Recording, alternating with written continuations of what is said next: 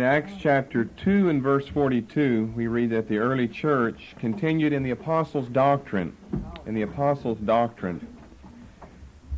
Well, the early sermons of the apostles in the early church would cover a lot of not the doctrinal material, quote unquote, that we end up with over in the epistles of Paul, but it would cover a lot of the interpretations that Jesus gave for Old Testament passages. And so what we're talking about there is our subject again in New Testament introduction, oral transmission or oral tradition. We know from reading the early chapters in Acts that the early sermons covered many messianic interpretations of the Old Testament, and surely they owed to Jesus that method of interpreting the Old Testament, because sometimes the Jews, just the natural unspiritual Jew, never saw it that way. And also the early sermons cover a lot of the details of the Passion story primarily. Now, this morning what I want to do to begin with is to go over each of the synoptic writers, Matthew, Mark, and Luke, and just make some comments concerning them personally and what we could prove from the New Testament as well, concerning what they would have been involved in with oral tradition. So let's start with the gospel writer Matthew. Now, he is the only of the three who was an apostle, so he would not have needed as much oral tradition, because he would have been with Jesus most of the time. So he is one of the one of the three, I would say, that would have the least amount of need for oral tradition, because he was there for the Sermon on the Mount. Luke wasn't there. Luke gives the Sermon on the Mount, but he had to get it from some other source than himself, than his own memory or recollection. Matthew was there. Perhaps that's one way of explaining why Matthew has 3 chapters on it, and Luke only has just a few verses in 1 chapter. Well, really that won't help explain, because there are some things that Luke gives us on and on and on, many details about a whole chapter on, and he wasn't there, and Matthew was. And Matthew either doesn't even mention it, or mentions it and covers very little about it. So we would have to find some other way to explain that. But there are obviously some things that are even found in Matthew's gospel that Matthew would not have been an eyewitness of. He would have had to receive the account via oral tradition. I won't give you all of the obvious ones. You can think of those yourself, like Joseph and Mary, the virgin birth and all that. He wasn't there back in those days. I won't go over all that. I'll just give you a couple of interesting ones. If you turn over to Mark, of course, these stories are found in Matthew, but I want to use the way Mark has it written. In Mark chapter 9, verse 2, because Mark's gospel is the one that's real explicit in both of these 2 examples I'm going to give. But Matthew contains the story, and yet he wasn't there. He was an apostle, but he wasn't there.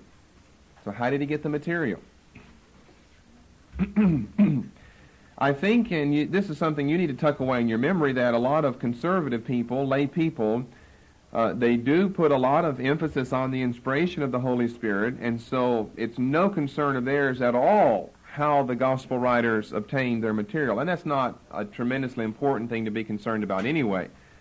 But we don't have to assume. I mean, inspiration of the Holy Spirit is something true and something we're going to use and need before we're through, but we don't have to assume that that is the first as well as the final answer for everything concerning the origin of the Gospels. Inspiration concerns the putting down of the material. Inspiration isn't how they came across their material. Inspiration is their putting it down and the guarantee to them as well as to their readers, ourselves included, that the material they put down is without error, and it could not have an error in it. So inspiration concerns the writing down of the material. But Matthew isn't just like a zombie, with his eyes closed, inspired. Now, where do I get my oral tradition? I'm going to listen for the Spirit here. He heard all types of things. Most of it, I'm sure, was true. Some of it was probably a misreporting of the story. It was inaccurate. And he heard all of that. And he didn't know, since he's not omniscient, he doesn't know from the material that he receives by oral tradition, he doesn't know what's right and what's wrong. I mean, what's accurate and what is maybe something that is a little bit on the myth side, or it's not something that's mythological per se, it's just something that's not completely accurate. He doesn't know that. That's why we have to assume that in the final writing of Matthew, there's a greater force behind Matthew than his own intellect, because all men are fallible. To be a man is to be fallible. To be a man is to be finite. You're limited in your wisdom and knowledge. You don't know. You can do as much research and investigation as you want, and you still don't necessarily know whether or not everything that you have or that you want to put down in written form is accurate or true or reliable. So we have to assume a greater force behind Matthew than his own intellect. But that's in the writing down of it. When it comes to the gathering of the material, Matthew operated as a man like the rest of us would, like a lost person would, in listening to stories and copying some things down and so forth. So we don't want to be too hyper in this area, as some lay conservatives are, and try to use the doctrine of inspiration in too many areas where it's either not necessary or just not proper to use it. Mark 9 in verse 2, after 6 days Jesus taketh with him Peter, James, and John, leadeth them up into an high mountain apart by themselves, and was transfigured before them. And then from there all the way down through verse 13, we have an account of both the narrative as well as the sayings of Jesus that took place while he was on the mountain. Well, of course, Matthew wasn't there. Matthew has this in Matthew 17. Mark is the one who tells us, that only Peter, James, and John went along. Matthew wasn't there. How did he get the material? Well, right away someone would probably say, well, the Holy Spirit gave him. No, I don't think so. Because that's assuming, it's the, what do they call it in theology? The law of Occam's razor. That you should be satisfied, you should ask for only the explanation that fits the case, that's not superfluous. We could say, well, the reason Matthew knows is because God knows all things. Well, that could be a valid answer, because God knows all things and God shared his knowledge with Matthew. But is that a necessary answer, though? In other words, couldn't we somehow come lower on the ladder and find another explanation that's just as valid, but that is not so full and so complete that you've done more than answered? You've answered and then some the question. In theology, it's called the law of Occam's razor. You don't want to get too much of an answer that's too high on the ladder, because really you're defeating your own purposes and goals then. Do you understand what I'm saying there? We don't need to assume that. Guess what? He could ask for the account from Peter, James, or John. There's no sense in assuming anything more than that. We only need to assume something more than that when we don't know any other way for them to get the material, when it's not any other way, such as the creation account. Moses couldn't ask anyone about that. He had to get that from God. You say, well, it could have come down by oral tradition. That's right, it could have, but the oral tradition would have had to have been preserved without error, and the oral tradition would have had to start somewhere because no one saw it happen. Maybe God told, in the beginning, God to Adam.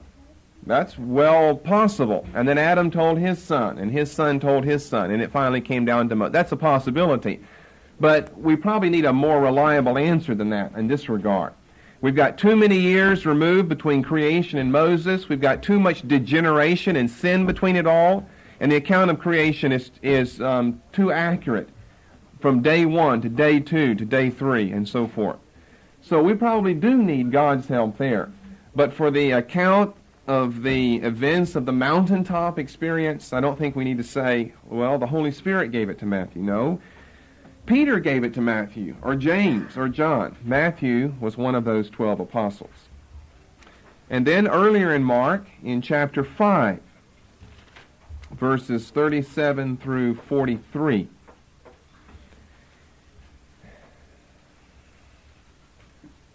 and Matthew will have this account as well. Matthew would be knowledgeable of these things. Some things he'd be knowledgeable of, and he might not include them in his gospel, but he certainly does include this story. Mark 5, 37 through 43. Well, all you need really is verse 37. We're talking in this chapter about the raising of the daughter of Jairus, the ruler of the synagogue, one of the rulers of the synagogue. And I think verses like Mark 9:2 and Mark 5 and verse 37, as much as they are giving us information of the events, they're giving us a little information as to the origin or the groundwork construction of the gospel materials themselves. See, you'd be reading this and you'd wonder, well, I wonder what the purpose of this was, telling us verse 37. Well, as much as telling us the event and as much as informing us of the fact that Jesus had an inner circle among the 12, we are being given a little hint here as to how the gospel writers perhaps got their material. In other words, verses like this could serve more than one purpose in the Bible. He suffered no man to follow him save Peter, James, and John, the brother of James. And if you're reading real carelessly, you'd never think that maybe that one verse could help me understand how Matthew got some of his material. But if we're thinking carefully, we'll get more out of this than just that Peter, James, and John went along. But since Matthew gives us the same story, Matthew didn't go along. How did Matthew get the material? He asked Peter, James, or John. I think it's unnecessary to assume that he got the material from the Holy Spirit. The Holy Spirit was the one who made certain that he, when he wrote the material, put it down in an accurate form. So Matthew himself, though he was one of the 12, though he traveled with Jesus, though he heard all the sermons, or not all, most of them, saw most of the works and the deeds of Jesus, there are occasions where he's going to need to depend on oral messages given to him. And a lot of the oral messages may have begun with Jesus. Sometimes we see Jesus on a mountain at night in prayer to God alone. No one else is there. So how can we get the material? Well, you've got one of several ways. The Holy Spirit just revealed it to them in its totality, just instantaneously. Or Jesus told them about his experiences the next day, the next week, after the resurrection, during that 40-day period, or something along that line. Put Jesus over in the Garden of Gethsemane the night before his crucifixion. The disciples that go with him are asleep. How do they know what he's praying over there? They weren't there. They weren't eyewitnesses, ear witnesses of that. They fell asleep, remember. And he took Peter and them, a few of them, an extra step with him, and Matthew wasn't one of those taken. So you just got account after account that Matthew gives us, or that Luke or that Mark would give us, but we're on Matthew now, where Matthew didn't hear that with his own ears, and he didn't see it with his own eyes. And I'm saying that according to these verses and others, general teachings like Acts 2:42, it probably was handed down by word of mouth. All right, let's come to Mark and say some things about Mark. Since he was not one of the 12 apostles, he would have need, perhaps, of a little more oral tradition than would Matthew. We know that Mark, or we are assuming on the basis of Mark 14, that Mark was an eyewitness of at least some things, namely the Passion. Whether he was a follower of Jesus earlier than that, we simply don't have proof of that. Was Mark one of the 70? Well, that's a nice guess, and it's a very interesting one, but that's all it is, a guess. We don't have any proof of that. But let's face it, Matthew was there in the Sermon on the Mount. He could remember a lot of that he heard. Mark perhaps was not there in the Sermon on the Mount, so he has to depend on a lot of other people. Now, before giving you a scripture reference or two, what I want to do is give you a couple of quotes. They're interesting, important quotes from one of the early church fathers whose name was Papias. P-A-P-I-A-S. Papias. Now, the statements of Papias are recorded and preserved for us in Eusebius's Ecclesiastical History of the Church. Eusebius was an early church writer, historian, the 4th century. And Papias goes back to the 2nd century.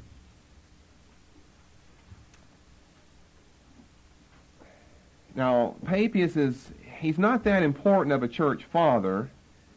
You probably don't remember his, or maybe never have heard of his name, like you've heard of some of the other writers like Cyprian or Athanasius or Augustine or Tertullian or these people. Papias is not on that order, but where Papias is often important is New Testament intro studies. You'll hear his name again when we give you some of his quotations concerning Mark and Peter and concerning the first gospel written by Matthew. But we'll come to that later in some other connection. Here, let me give you a few statements of Papias according to Eusebius. Here's one. He writes, John the Presbyter also said this, that Mark, being the interpreter of Peter, whatsoever he recorded, he wrote with great accuracy, but not, however, in the order in which it was spoken or done by our Lord. Now, you can just paraphrase that to say that this is an account that John the Presbyter has given to Papias. Now, who is John the Presbyter? Well, you end up with a lot of discussion among scholars when they try to study some of these quotations of Papias as to the identification of both words and people in his quotations. One of those being the identification of John the Presbyter. Presbyter is a word that is synonymous, more or less, in the New Testament with elder. And John calls himself an elder, the elder unto the elect lady. Remember, that's how the second epistle of John begins. So a lot of people feel, and Papias did live back there early enough where he either could have heard John or have heard a disciple of John's. He'd be a generation removed then from him. But according to what Papias has received from John the Presbyter, Mark was Peter's interpreter. In other words, it puts Mark in a very close connection with Peter. Now, we know Peter was one of the 12. He was the most important of the 12. Now, Matthew doesn't have that connection with Peter. Luke doesn't have that connection with Peter. Mark is the one who, according to church history, and I believe as well, according to the New Testament's teaching, in one particular verse anyway, Mark is the one who has a close connection with the Apostle Peter. So Mark, being the interpreter of Peter, whatsoever he recorded, he wrote with great accuracy, but not, however, in the order in which it was spoken or done by our Lord. So that would tell us, if Papias is telling the truth or even knows the truth to tell, that would tell us that Mark's gospel is not in strict chronological order. It'll follow some pattern. It doesn't start with the crucifixion and end with his baptism, but rather the reverse. It starts with his baptism and ends with his crucifixion. But meanwhile, in between those points, point A and point Z, Mark may have things out of order. Therefore, Luke and or Matthew may have them in better order, may have them corrected. Well, that's according to Papias. You have to read Mark's gospel and find out whether or not it's in order. The only thing I'm really trying to make at this point from this quotation is the fact that there's a connection between Mark and the original 12 apostles, so that Mark has a good avenue for oral tradition. He gets it from Peter himself. Now, I believe that this is absolutely true, that Mark got his gospel, all the sayings of Jesus and the stories and the events, that Mark got his gospel from the Apostle Peter. And I'll show you how I think that can be proven in the New Testament as well. And here's another quotation that comes from another writer, Irenaeus. Irenaeus had this to say: after the death of Peter and Paul, Mark also, the disciple and interpreter of Peter, himself handed down to us in writing the things which were preached by Peter. After the death of Peter and Paul. So that's going to help date the Gospel of Mark then. Well, the date I've given you before doesn't fit Irenaeus' statement here, because Peter and Paul are dying way up in the 7th decade, 67 A.D. And we've got Mark's Gospel, according to the chronology I've given you, we've got his Gospel being written almost 3 decades, 30 years earlier than that. So that means that we, as well as others, don't trust Irenaeus' dating of the material. You say, well, what makes you trust the rest of it? Well, there seems to be enough of the tradition in the early church that there was a connection between Mark and Peter to make this reliable. But anyway, after the death of Peter and Paul, Mark also, the disciple and interpreter of Peter, himself handed down to us in writing the things which were preached by Peter. The things which were preached by Peter.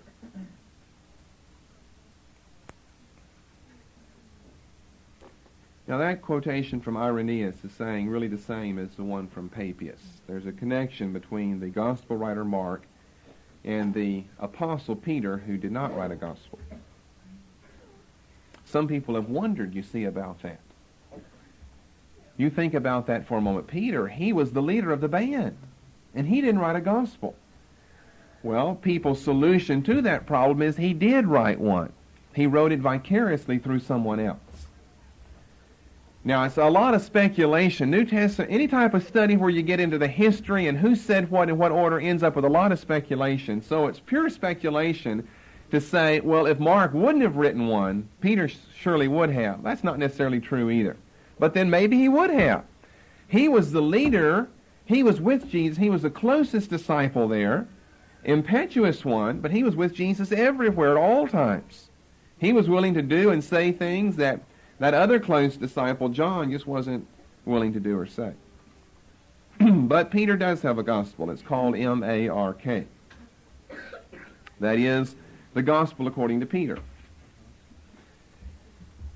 Now, let me just give you another statement from Papias. It's not going to make the same point that the earlier two did, but since we're under oral tradition, I found this to be a very interesting statement of Papias's. Papias almost takes it to an extreme here. He's 2nd century now, and what the quotation is saying, I'll sum it up before I read it because it's rather long, is he trusts oral tradition more than the written books he has before him. Now, he's got the Gospels, all 4 of them by this time. And he said that he actually trusts the word of the apostles or those who were disciples of them more than he trusts what he could read. He really shouldn't, but he did.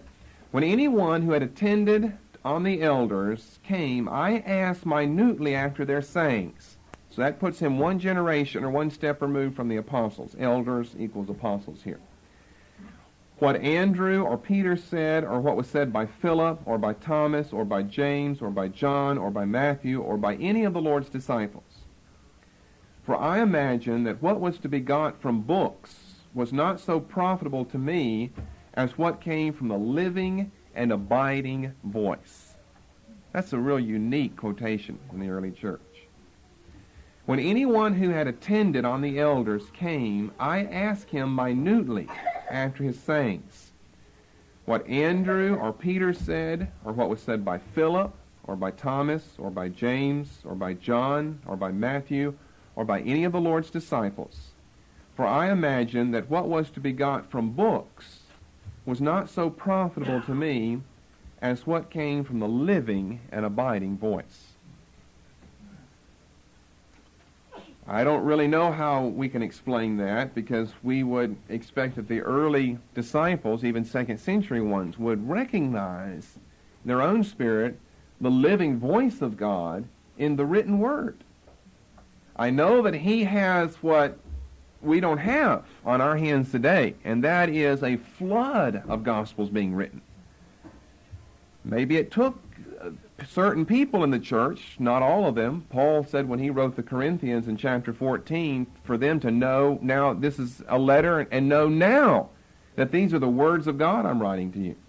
With all the gospels being written, maybe Papias didn't know which ones were reliable or not. So he trusted the spoken word that came from someone who had been and attended on one of the Lord's early apostles. So you ask then for some biblical support. How about some biblical support for this connection between Mark and Peter? All right, I want to say 3 things about that.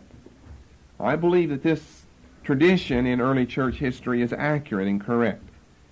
That Mark, whether or not he was a disciple, he is indebted for his gospel material to the Apostle Peter.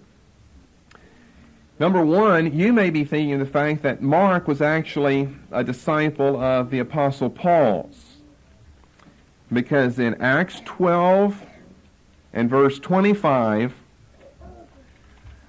along with Acts 13 and verse 5, Acts 12:25, Acts 13:5, we are told that John whose surname was Mark, that John Mark traveled with the Apostle Paul.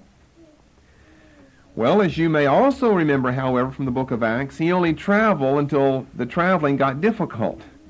In that same chapter, Acts 13, in verse 13, Mark leaves. This is Paul's first journey, just about the first place Paul visits. And Mark departs from them and returns to Jerusalem, we are told, in Acts 13:13. So he doesn't stay with the Apostle Paul very long. Then over in chapter 15, when Paul is ready to take his second journey, remember Barnabas wants to take Mark with them, and Paul doesn't want to, because Mark had deserted them earlier. First trip, Acts 13. And the dissension between them was so sharp that they parted company. Barnabas taking Mark, who according to Colossians 4 was his cousin. And Paul was satisfied to take Silas, an early prophet in the church, along with him. So this connection between Mark and Paul is not so biblical, or let's say not so lasting after all. No, I don't think that Mark is really the disciple of Paul. That's going to fall to someone else's lot. Mark is a disciple of the Apostle Peter. And listen, even if Mark was the disciple of the Apostle Paul, remember Paul himself was not on the scene during Jesus' life and ministry. Paul was not one of the 12 apostles. So you got to keep remembering all these thoughts. Who is what and who was where, and who got saved when. It's not going to help a lot to be a follower of Paul's, except in this regard, whatever you are getting from Paul, you're getting by oral tradition, because Paul got it from someone else. Paul wasn't an eyewitness. Peter was, of the sayings and the events of Jesus' life. So it's not going to do a lot of good at that conjunction anyway, that point to make, at that junction, to make Mark a disciple of the Apostle Paul. And then something else I want to say about Mark and the relation he held with Peter. This is involved, and I can't prove it to you because it would take too much time, but if you study the sermons of Peter, now we've got 2 epistles, but they come much later in his life. His sermons, as they are recorded by Luke in the book of Acts, are early. I mean, right on the day of Pentecost and right after that. Even before the day of Pentecost in Acts 1. If you study the sermons of the Apostle Peter in the book of Acts, and you kind of outline them thematically, and you then compare in a broad perspective, a bird's eye view, you compare it with Mark's gospel, I think you see a lot of similarities in the way the arguments are developed and even some of the terminology that is used. There seems to be similarity, which leads to the fact there seems to be relationship between Peter and Mark. Because between Peter's sermons, the spoken word, and Mark's gospel, the written word, there are a lot of agreements. Now, the only way you could know that, you can either just kind of take my word or really do some study on your own, and it takes a lot of time. You got to have a harmony and get all the things lined up. Not a harmony of the Gospels, which is what we're studying here now, but a harmony of Acts with the Gospels. The sermons of Peter with the written word of Mark. Harmony of the Gospels, which is what we're doing, it's a relatively important thing. I think it kind of will open your eyes to, well, just to thoughts about the Gospels that you had never entertained before. You just kind of read them, and you just didn't think about who the writers were, how they went about getting their material. And that's okay, because you're still going to benefit from them. But harmonies are important. If I remember correctly, in Calvin's life, that was the last sermon Calvin ever preached. He stood up in the pulpit, and he was preaching a sermon on the harmony of the Gospels. And he had had a lot of diseases throughout his life, which is another matter we don't need to get into, but he was afflicted at the end of his life with terrible diseases, and he began coughing and spitting out blood. Excuse the word and the graphics of it all. And he had to get down out of the pulpit, and that was the last sermon that he ever preached. So there's our connection, or a connection you can remember in your mind with Calvin and harmonies of the Gospels. That was the last sermon that he preached. Then in the third place, concerning Mark and Peter, if you turn over to 1 Peter chapter 5 and verse 13. 1 Peter chapter 5 and verse 13.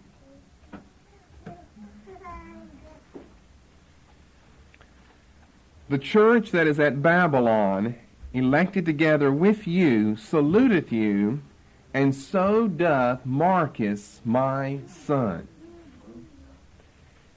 You see, Paul has connections with other men, notably what you would think of now, Timothy and Titus, calling them his sons in the faith or his sons in the ministry. He never calls Mark that.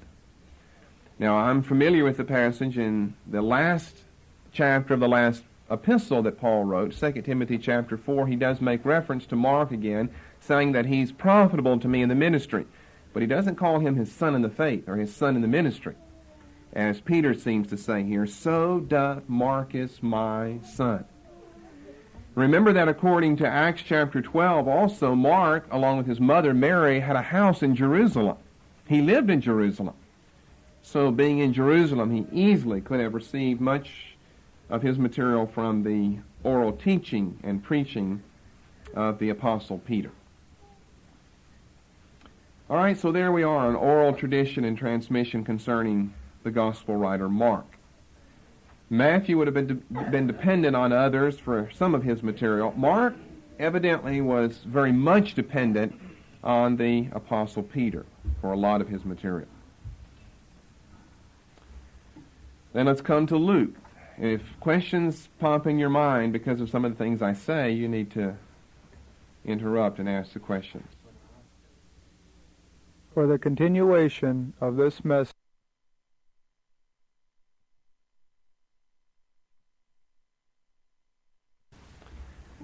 then let's come to Luke.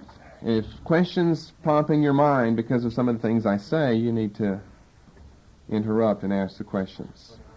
Yes. What was that razorback Occam's? Can I say that again? I don't remember the precise formula of it, but what it's asking for is if we're looking for a solution to a problem, take the solution that explains just what you're after.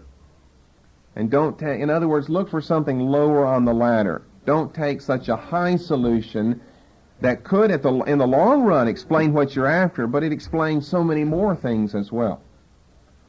So I'll have to look it up and find. Maybe you can find it in one of your dictionaries, if it even has it. I don't know. But I remember, and that's a good thing to remember in any type of study. But it's really helpful in theology because some people are asking for a solution to something, and they're given an answer that is just so incredibly broad or high up on the ladder, it really is more than they need at that time.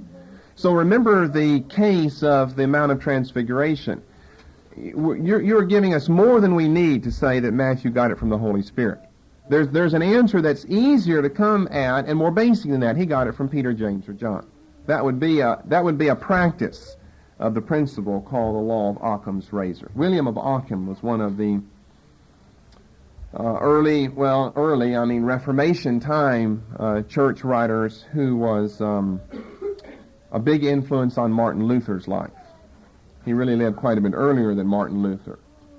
But Occam's nominalism, his philosophy is called nominalism. William of Occam's nominalism, his real name is William. Where he lived was Occam. We call it Occam's razor.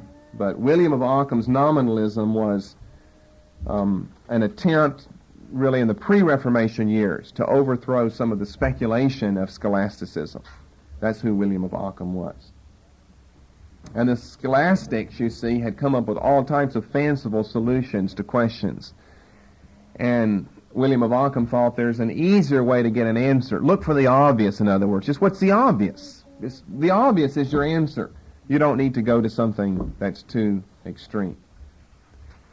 Did I have another question back here?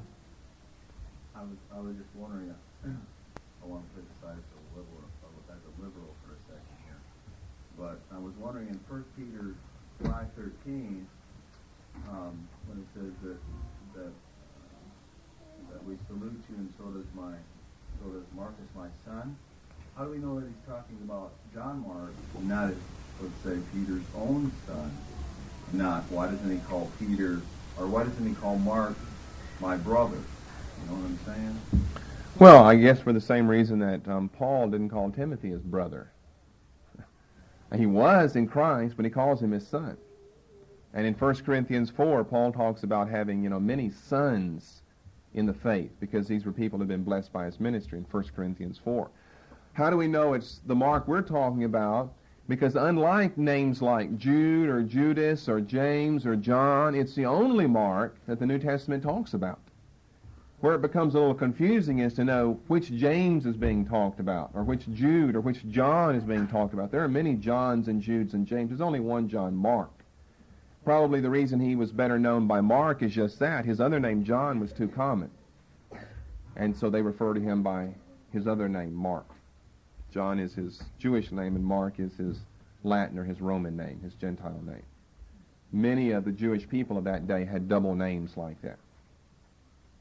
There's never much argument then in that area. Oh, not at all. So neither your liberal nor your conservative would fault you over this identification of this Mark in 1 Peter 5:13. No one would dispute that. Is it quite an age difference between the two, Peter and Mark? Oh, I think so. I think so. John Mark describes himself as a very young man in Mark chapter 14. Peter's older than that. Peter's young, but he's not that young.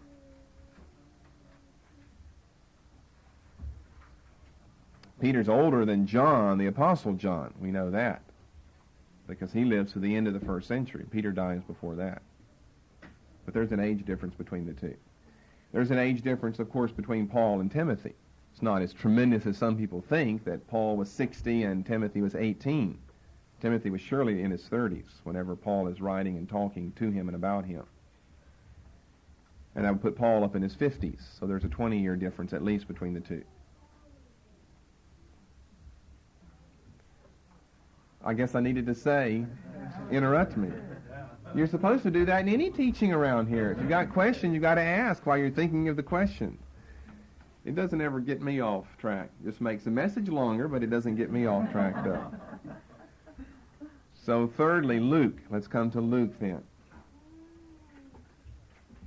Most of these things we have proof for. Some of them we don't have absolute proof for, but they make a lot of sense.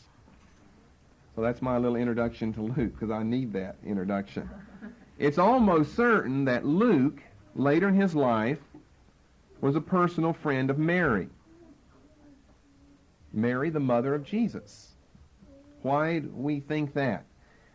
Well, it's because the nativity account that Luke gives is by far the superior one. It's superior to Matthew. Mark doesn't even give one, neither does John.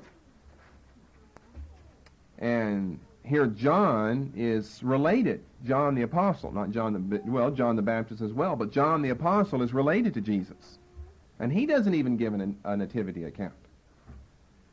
But Luke does, and Luke, of all of the ones, Matthew, Mark, Peter, John, of all of them, Luke is the only one who's not on the scene at this time. He comes on the scene later in the book of Acts, and he gives us the fullest, richest account of the nativity, the thing that no one would know anything about except Mary and Joseph and the people they told the story to. And in Luke chapter 2, we've got, well, of course, in Luke 1, some of the things are found over there. Look how long Luke chapters 1 and 2 are. That's just well known in reading Luke. 80 verses in the first chapter, 52 long verses in the next chapter. The accounts of the birth of John and Jesus, respectively. The announcements, the Annunciation is the technical term we learn in church circles now. The Annunciation, but the announcement of the two. All of that material in 2 long chapters that take up about 4 or 5 pages in your Bible. You know, that's astounding. We would think Luke would know the least about that, being so far removed from it. He knows the most about it.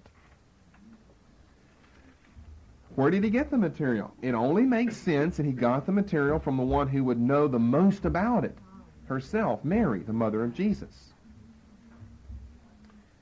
And there are a couple of verses that I would point your attention to. Now, you can say this came by Holy Spirit. I don't think so, though. I think this came by Mary. Luke 2, verses 19, let's start there. A couple of verses that are so peculiar, so unique in the Gospels, that they just don't read like other verses. I remember noticing these a long, long time ago. And now I think I've got a way to explain them. Luke 2:19. Now this is after the Annunciation, the angel of the Lord came upon her. Fear not, this will be a sign, a babe wrapped in swaddling clothes. You know, that whole Christmas story. We're right in season for that now, aren't we? Snowing out there. It snowed all last night. Verse 19, and Mary kept all these things and pondered them in her heart. Now you see, no one knows that someone is pondering something in their heart except two people, the person doing the pondering and God. No one else could know unless you told them. No one else could know that someone's pondering something in their heart. I mean, that's even more private and more difficult to get at than some saying of Jesus that someone heard, or some prayer of his that he prayed even in private that he could have told to someone else. This isn't a saying, this isn't a deed or work, this is a thought, something hidden in Mary's own heart. And see, Mary was the one who's heard this great angelic host here. And I doubt, let me interject something here to maybe give more proof why I think that he's getting this from Mary. I doubt, you'll follow my logic of psychology here, that Mary, as soon as this happened, went around knocking on all the doors, telling everyone. They would have locked her up. We got a place we send people like that to, you know. They would have said, we've got a place we send people, kooks like you to. She didn't go telling anybody that. Remember back in Matthew 1, whenever she found out she was with child, she's afraid about the whole thing. When Joseph finds out, he wants to hide her. Being a just man, we are told, and not willing to make a public example of her, he's minded to put her away privately. And whenever these things happen to the relation to Mary, Elizabeth, what does she do? Run and tell everyone? No, she hides. She goes into the wilderness of Judea to her home and hides because she's embarrassed that God has visited an old woman like this. You don't just go announcing to people when you're 85 years old, I'm going to bear a son. They'll lock you up in a hurry. And then when your stomach starts swelling, really? Oh my. You know what people would think over something like that. Now, I know these aren't American secularists as we are here in this country. Jews, they had the story of Abraham and Sarah. But you know what? They wouldn't have cared about that story. They were as much secularists as the rest of us are. They wouldn't have handled that at all. And it's only gradually, you see, whenever Mary finds out she's with child, she hides herself. Everybody goes into hiding. They're not writing it at town hall so we can leave a record of our insanity for past generations. They hide the material. What are we told here? She kept them in her heart and pondered them in her heart. She didn't tell anybody about it. Some more speculation this morning. I don't know whether she told Joseph about all of this. I mean, he finds out she's with child. The Holy Spirit tells him in a dream, remember, in Matthew 1. This Annunciation business here, is Joseph there? Does Mary tell Joseph later if he isn't there? I don't know that she does. He's having enough problems that his wife-to-be is with child by God. That's hard. That's a hard thing.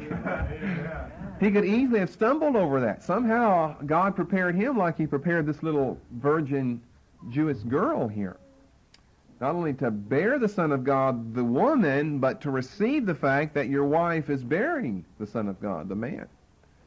Put yourself back when you were engaged to be married. Found that your wife was with child, your wife-to-be is with child. You're not going to believe any lunatic story. This is the Messiah. No way. No way. Of course, it couldn't work today because that was a once-for-all experience, but maybe that's the whole problem with it. Once for all, there's nothing to base it on. Of course, except some Old Testament prophecy, but how do you know that she's the one? I mean, she wasn't, as the Catholics say, a perfect woman. She had sin in her life. I think she was very virtuous and righteous, or God wouldn't have used her, but she wasn't a perfect woman, though. So you can let your imagination run wild in stories like this. And I think it'll help you if you do kind of come to some understanding how these gospel stories were written down. And it's a big thing that the critical scholars say that Mark and John, this is one of the arguments, this is one of the liberal arguments why they don't believe in the virgin birth. Now listen to this logic. They say it's only told by 2 out of 4 gospel writers. Now I always laugh when I hear that. It's only told by 50% of them. That's only half. What they wanted in is all 4 of them. And their belief is something like this. Well, if the virgin birth is so important as Christianity, the history of Christian doctrine has made it to be, if it's such a cardinal doctrine, then we would just naturally expect it in all 4 Gospels. And instead it's in only 2. Really, I did disservice to them to mock them the way I first quoted them. That really is a fair presentation of their belief and understanding. If it's so important, why in only 2? Well, maybe what I'm saying right now is part of an answer to that. It was important, but it was one of those things that was so unusual and could be such a stumbling block for some people. It's told in 2 Gospels. 2 out of 4 is enough. But it wasn't just blared and broadcasted every opportunity the people had. It's something Paul doesn't make reference to. The critical scholars have used that. Paul doesn't refer to the virgin birth. And John doesn't, and Mark doesn't. But the conservative would say, well, that doesn't matter. Matthew does, and Luke does, and Isaiah does, and the angel of the Lord did. And in addition to that, we have some of our logical explanations right now. So Luke 2:19, Mary kept all these things. She didn't give them out to people. She kept them and pondered them in her heart. And whenever this nice, fine Christian comes along, Luke, who's been converted, and Mary finds out that he's now perhaps in Jerusalem, which is where Mary lives, and he's going to write a gospel story, and he seems to be so upright and sincere and honest. You have to let your imagination run just a little bit here. Mary hears about this. She says, send Luke over here. I want to give him some material that I've never given to anyone else before. Maybe there have been other gospel writers around her. Luke tells us that he knew of other gospel writers, and she never gave the material out to any of them, evidently. Any of the nativity accounts we have in the so-called gospels that are ours today, that are extant, the pseudepigraphal ones, are all absurd blasphemies. But Luke's is right and correct and faithful and honest. Then I have another verse here, verse 34. Verse 34. And Simeon blessed them and said unto Mary, this is Simeon, the old man, prophet probably, here in Israel, who has lived just long enough to see the Lord's Messiah. He said unto Mary, his mother, behold, this child is set for the fall and rising again of many in Israel, and for a sign which shall be spoken against. In parentheses, yea, a sword shall pierce through thine own soul also. End of it, that the thoughts of many hearts may be revealed. I guess what I need is that parenthesis in verse 35. A sword shall pierce through thine own soul also. What does that strange saying mean? It means that Mary is going to have many perplexing, disturbing type thoughts and reactions as Jesus is born and as he grows up and develops. A sword is going to pierce your own soul. You see, she receives this. Back in chapter 1, what was her comment to the angel or to the Lord? Let it be even according to thy word. I'm your handmaid. Let it be unto me according to thy word. Well, did she continue that faithful, pious attitude all of her life? Well, you turn over to Mark chapter 3. We don't have time to. And Jesus is being corralled, or the attempt is made, by his mother and his brothers because they think he's a lunatic. Mary herself is included in some of that. Remember, it's Mary and Jesus' brothers and sisters, half, but brothers and sisters to be sure, not cousins or something. They are the ones who come to him often in teaching, and he kind of rebuffs and repudiates him, does he not? Well, I don't have a mother or brother or sister, but those that hear the word of God and do it. Now, if you're a mother out there, well, what would your reaction be if your son said that about you? You tried to get in a meeting of his, and he said, I don't have a mother, except those who do the Word of God, who hear it and keep it. Ooh, that's a strong saying. For an earthly mother to hear, that's a strong saying. For an earthly brother or an earthly sister to hear, that's a strong word. Yea, a sword shall pierce through thine own soul also. Mary is receiving the Lord's word here, but we don't want to get too fanciful and mystical here and have her painted like the Roman Catholics do, this perfect, pious, virtuous little doll. And I don't mean to be disrespectful to the memory of the one God himself chose to bear our Lord into this world. But she was a human being, just like the rest of us, with original sin and all. Original sin and personal sin. She sinned in Adam, and she sinned in her own life because she wanted to sin. She wasn't perfect. So when you think about these things, well, Mary had quite a struggle giving birth to Jesus and raising him, quite a struggle, and especially watching him go into ministry. I'm sure that her mind was just filled with thoughts throughout his infancy. He was not a normal child. I mean, he was normal in the sense that he cried and all of these things, but he never sinned, the writer of Hebrews tells us. He was tempted in all points, yet without sin. So he could need his diapers changed, and he did. He would need to eat. He would be thirsty. He'd be hungry. He would cry. Would he be cruel or mean, dishonest? Not at all. Not at all. You know, that couldn't help but stand out to a mother. Ask a parent about it. It couldn't help but stand out to you. This child's unusual. Unusual in a good sense here. It's a normal child. We would say it like this, that Jesus was a normal child in every sense of the term. Sin accepted. See, he wasn't someone who just, got up in his crib day one and the old father started praying, or who just had an angelic look about him all the time. No. That's a false picture also, I think, that we owe the Catholic Church for. I would say he was an absolutely normal child. He has to be, or he's not fully man. He's absolutely normal in every sense of the term, sin accepted. He laughed, he cried, he could run, jump, play. He wasn't a mystic or a monk or, well, I don't want to talk to you, or I'm going to meditate, or no, I don't believe in laughing with you about that matter. No, I don't believe in that. No, he wasn't like that at all. Or he wasn't fully man. Because as a man, we have all types of emotions. Now, he didn't have any of those emotions that were sinful type emotions, like resentment or anger, personal anger or bitterness. He never manifested that. But he had all the other full human emotions. And Mary notices this. You see, evidently Joseph doesn't live very long after this, because he's evidently not alive when Jesus is on the scene in his ministry. No account of him is ever given. So it's just naturally assumed that he has died by this time. Mary is seen so often in the book of Acts there, and no reference, no mention is made of Joseph. So he evidently is not on the scene anymore. But Mary is there. Mary's been on the scene the whole time. She's the one much closer to Jesus than Joseph ever was, being the mother of him, and who raised him, and who perhaps outlived her husband as well.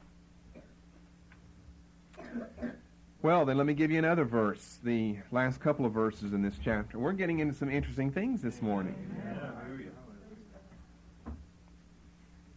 And he went down with them.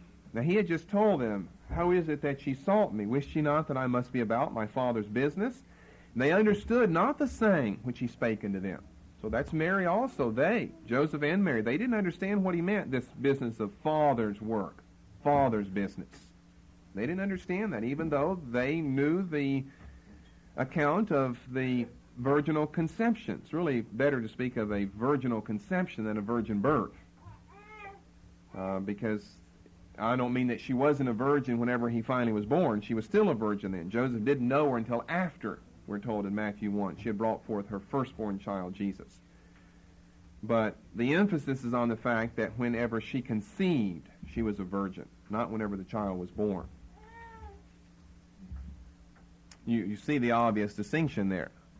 You can be a virgin back in, third month or whatever, we don't know whether a child is there or not, and then not a virgin whenever a child is born. Well, then what was the cause of the conception of the child? Was it natural physical relationships with a man, or was it not? Well, you wouldn't know. So the emphasis has to be on the fact that it was a virgin conception.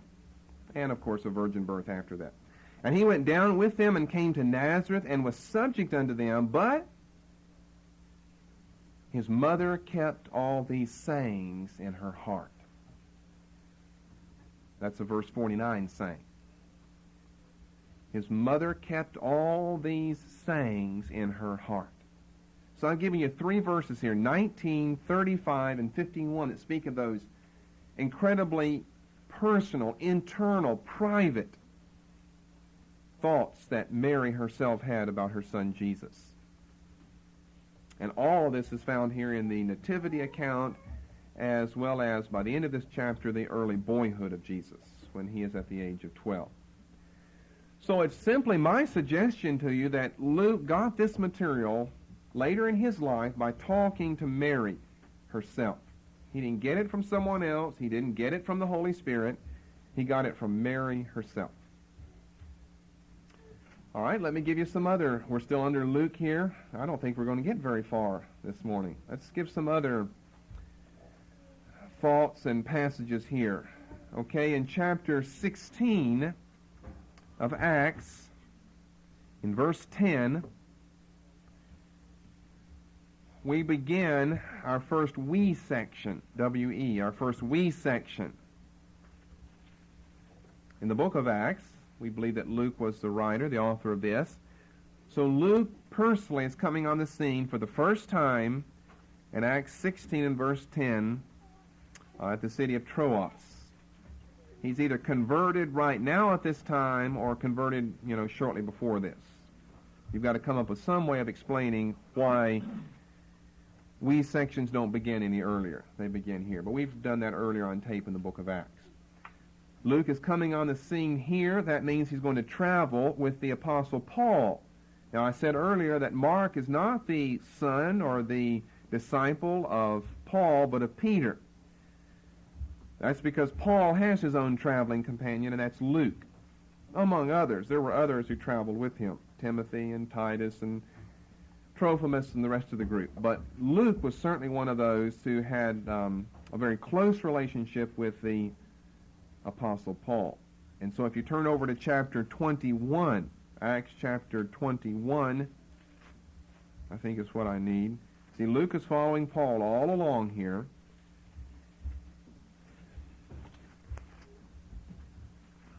In Acts chapter 21, Paul is back at Jerusalem, and Luke is back there with him. I think the last we or us is down in verse 18.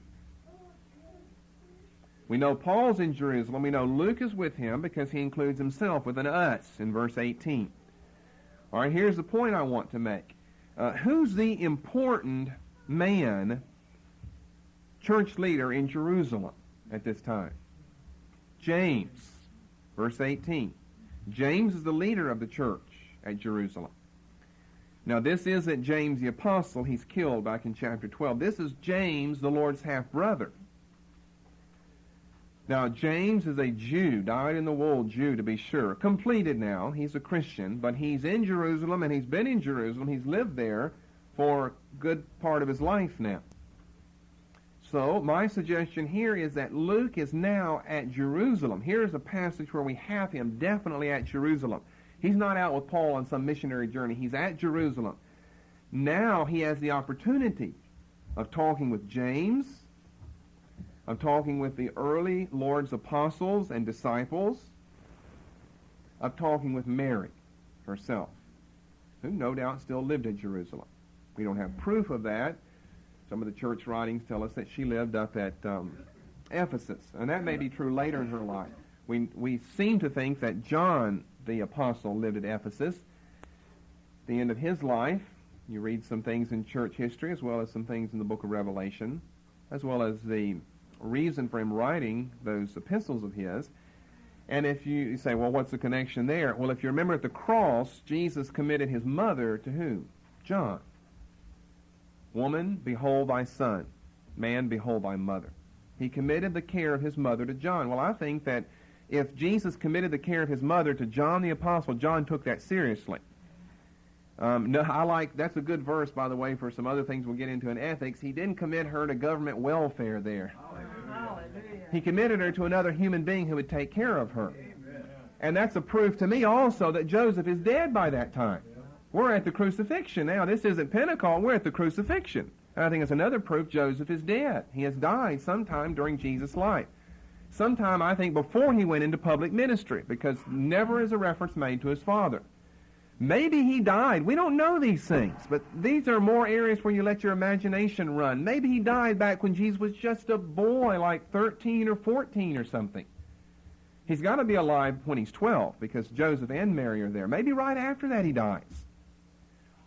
And so that would mean that Mary has to bring him up through teenage years. And, well, what all is that going to include? And how does he learn the things that he's supposed to learn and so forth in life? He's a carpenter, so he's got to learn that probably from his father, but he would have the skill of that from way back early on, working with his father. We don't have to assume that he started into that when he was 27 or something and his father was still alive. But if it's true that Jesus commits John to Mary and Mary to John, and John ends up in Ephesus at the latter part of his life, then Mary may have gone with him, if she's still alive. Mary may have gone with him, and John would have taken care of her there. Well, church tradition has Mary in Ephesus and dying somewhere there, and John dying there as well. Whether that's true or not, we're not certain. I'm just saying we are certain of this, that Luke is back in Jerusalem in Acts 21. Here's the prime opportunity now to question the Lord's early apostles, disciples, half-brothers, half-sisters, if they're around. At least one, James is, as well as his mother Mary. We know also that Paul had a 2-year imprisonment at Caesarea. Paul had a 2-year imprisonment at Caesarea, starting right after this, next chapter or so. This message